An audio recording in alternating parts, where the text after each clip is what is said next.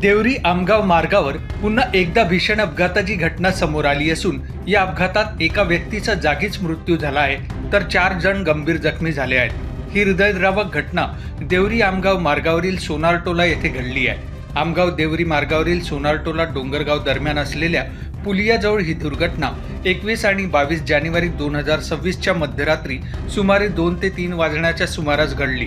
भरधाव कार पुलियाच्या पिलरला जोरदार धडकल्याने हा अपघात अत्यंत भीषण झाला। या दुर्घटनेत रिसामा येथील रहिवासी आणि पतंजली स्टोर्सचे संचालक अशोक सत्यनारायण मोदी वय 51 वर्ष यांचा जागीच दुर्दैवी मृत्यू झाला।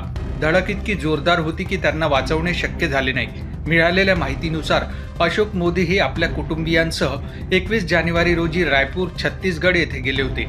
त्यांच्या पुत्राचा मार्च 2026 मध्ये विवाह ठरलेला असून त्यासाठी खरेदी करण्यासाठी ते रायपूरला गेले होते। खरेदी आटोपून परतीच्या प्रवासात ही दुर्घटना घडली।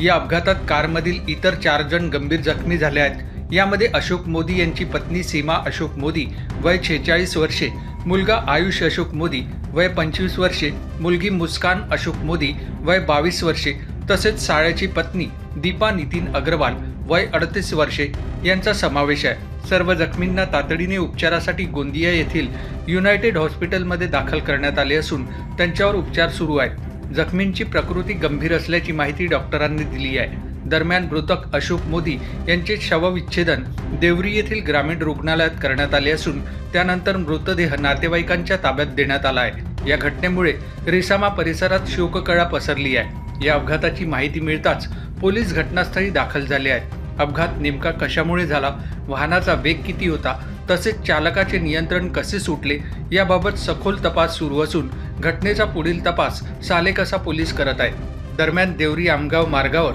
वारंवार अपघात होत असल्याने नागरिकांकडून सुरक्षिततेच्या उपाययोजनांची मागणी होत आहे। अशा भीषण अपघातांमुळे पुन्हा एकदा रस्ते सुरक्षेचा प्रश्न ऐरणीवर आला आहे।